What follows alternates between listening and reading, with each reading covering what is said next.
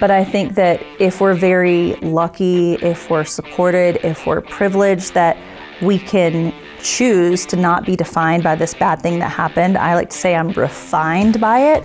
So it's something that made me a stronger, better version of myself.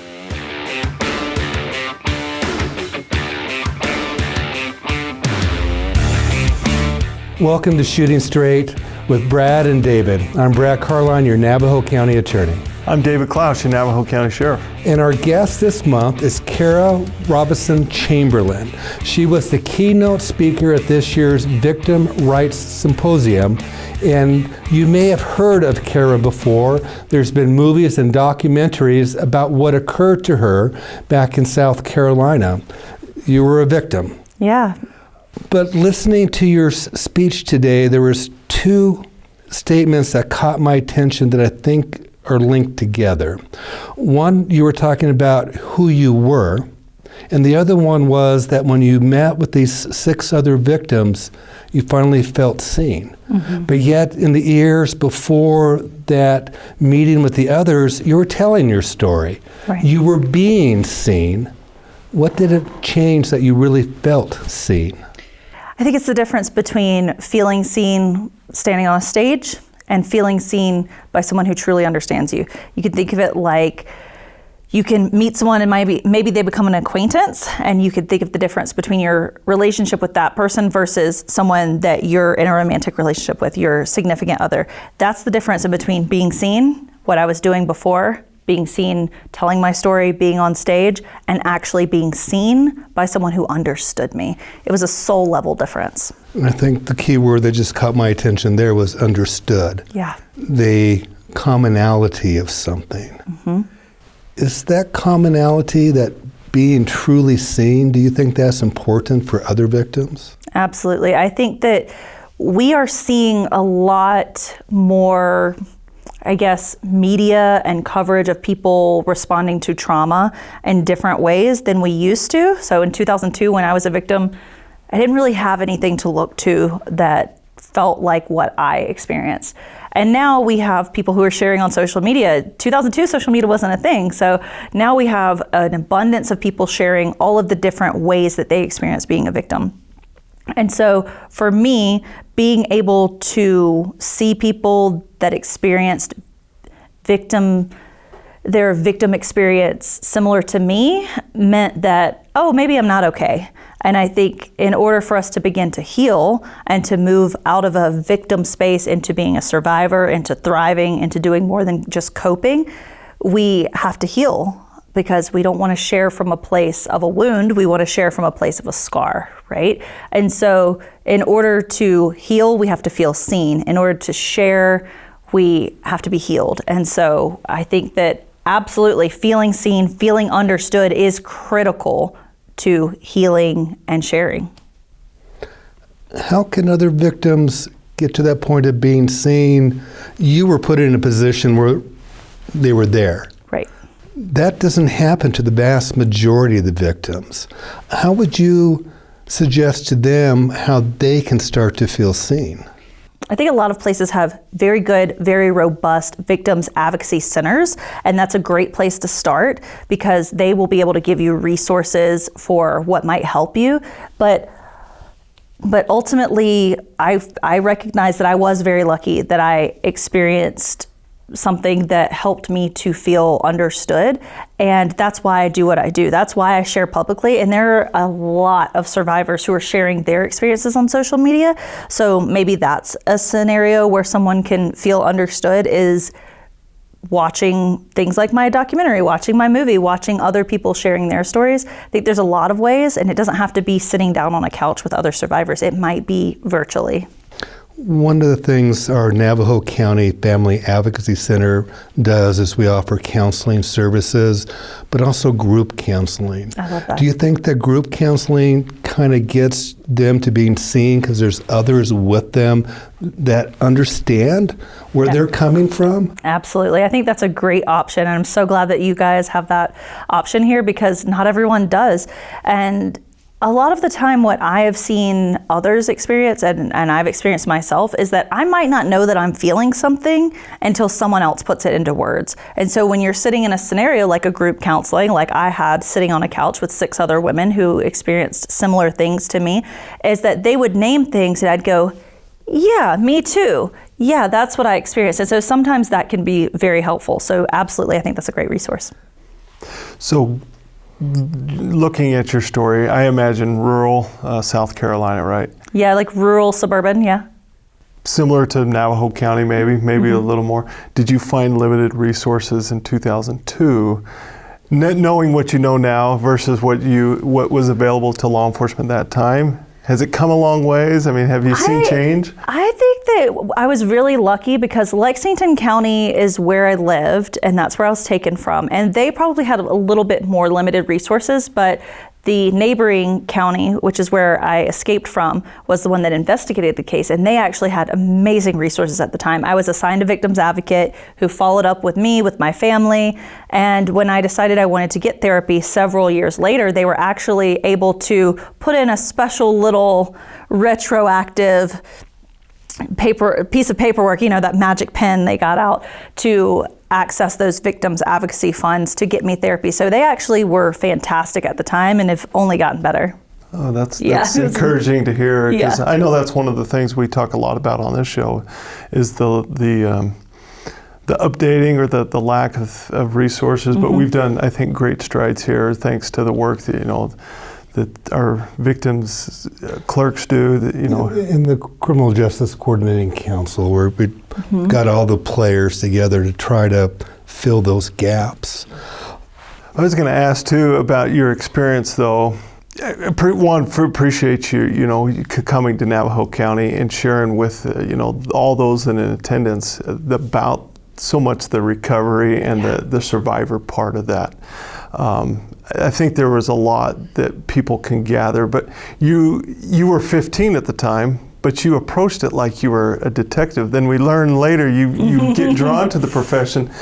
Do you feel like there was a natural part of that, and did that help in your recovery, your survival, or did it just, how did it all work together, I guess? Right, how did it work? I think I was very, very fortunate that my trauma response was one that was highly beneficial to my actual situation. So that was my trauma response. I think that was probably the way my brain worked a little bit as well, that I tend to have a little bit more of an analytical brain. Yeah. The older I get, the more I try to figure out, is it something that I was born with? Is it something that trauma helped develop? I don't know the answer to that. But realistically, I think that I had an analytical mind, and trauma kind of spurred that into action a little bit more. And we know that trauma responses can vary vastly. And so for me, that looked like shutting off that emotional side of my brain so that I could remain extremely analytical. And so knowing that I had that part of me, I knew that I could also tap into that when I was in law enforcement. So it's the chicken or the egg. I don't know. Is it the way I was and then trauma reinforced it? Was it the trauma that brought it out? I don't know, but it's definitely something that I still tend to be very, like you do this and then you do this, and pay attention to your surroundings, which is one of my biggest things that whenever teenagers, young women come to me and they want to know tips, I'm like, pay attention to your surroundings. I think that's one of the biggest things when we're talking about being a victim of a stranger. But I think it was just natural for me. So do you find a lot, obviously, you're drawn to the profession, your sheriff put you into work to helping other victims. Did you find that it was the event at 15 that drew you to say, hey, I want to help other victims, or was it, what kind of put you in the profession? Obviously, I'm a little dear to my heart. Yeah, same to me. So I started working at the Sheriff's Department the summer after I was kidnapped. And so I was 16 years old and I started working there administratively. I worked there all through high school and college. So I essentially grew up in law enforcement. So they became family. So it became a very comfortable place for me to be. And everyone kind of took care of me. I was the little sister to the department. And so just became somewhere that was very near and dear to my heart because of that. And then when the sheriff said, you were thinking about being a teacher, would you like to be a school resource officer? Obviously, I'll support you, whatever you do, but if you want to be a school resource officer, give that a shot. And so I was like, yeah, sure, I'll try it. And I went to the academy and I was like, oh, I really like also the driving cars fast and shooting guns and all the tactical stuff. I was like, I actually really like this as well. So I think for me, it was the camaraderie that I think is very unique to law enforcement. I think military experiences it as well, but law enforcement has a very special, like, familial feel that doesn't exist in a lot of other professions. And I think that was the big thing that drew me to it.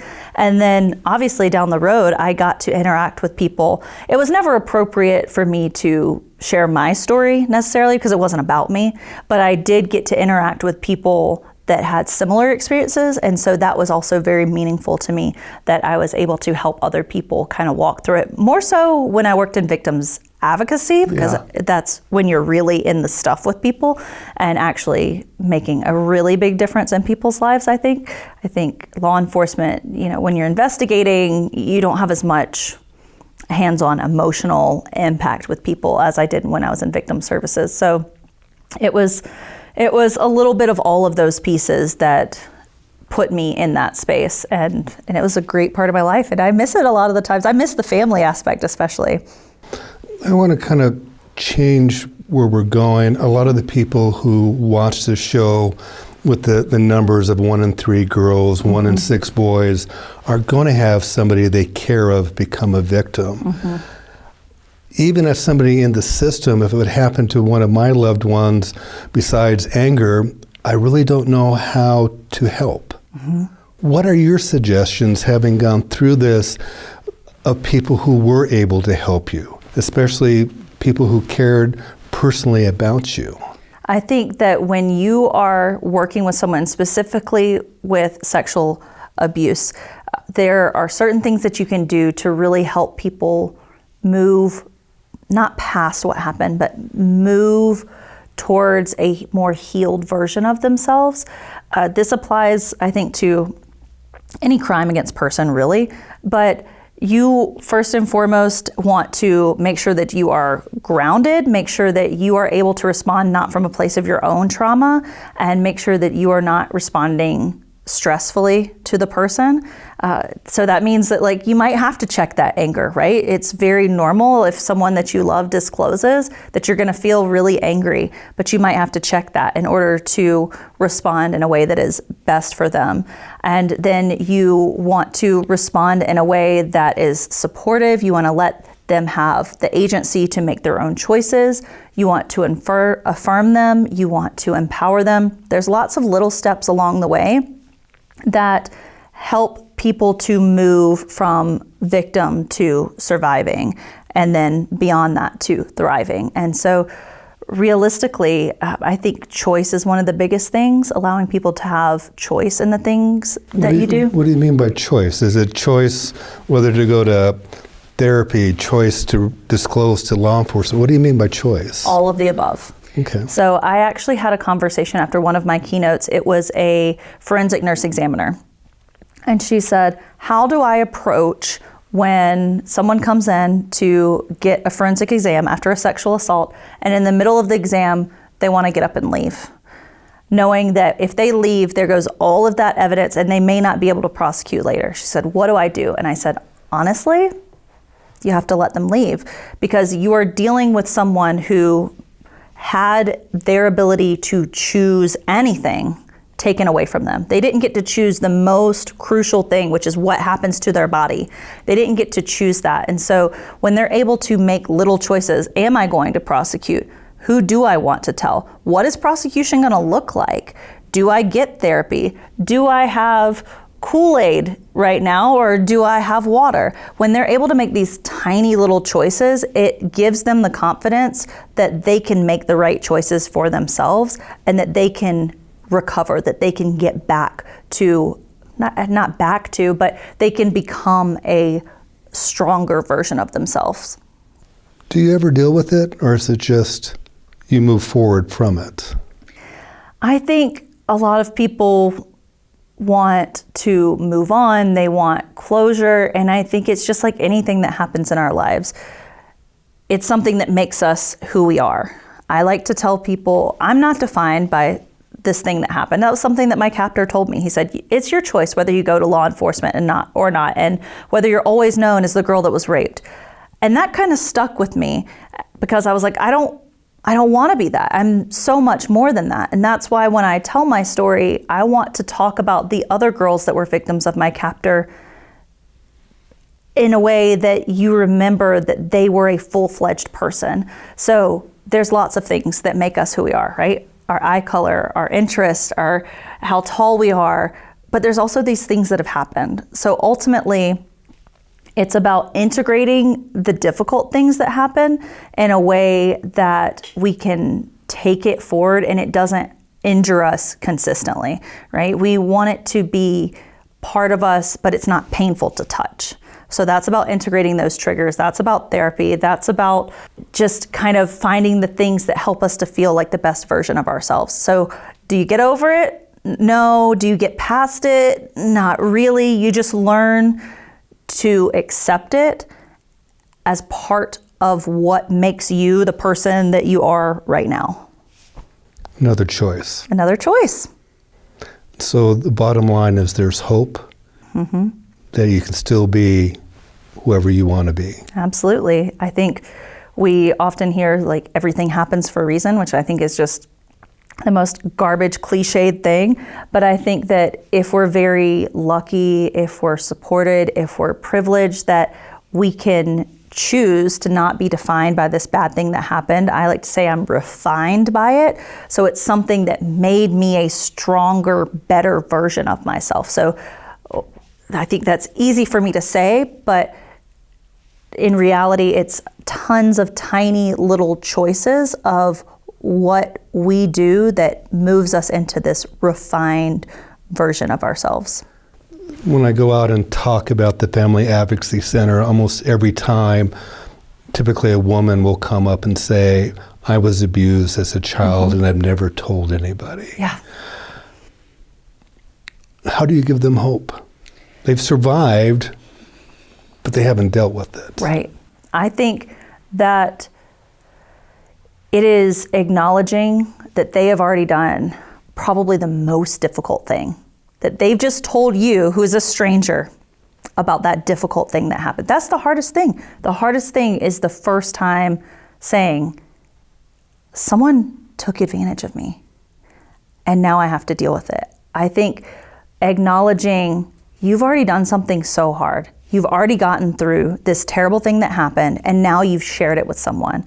I think that's where the hope is, knowing everything else is kind of easy compared to that, and knowing that there are so many resources and as many ways as there are to be victimized, respond to victimization, there are that many paths to healing. So for me, that looks like, honestly, day to day, it's making sure I exercise regularly and taking care of my skin.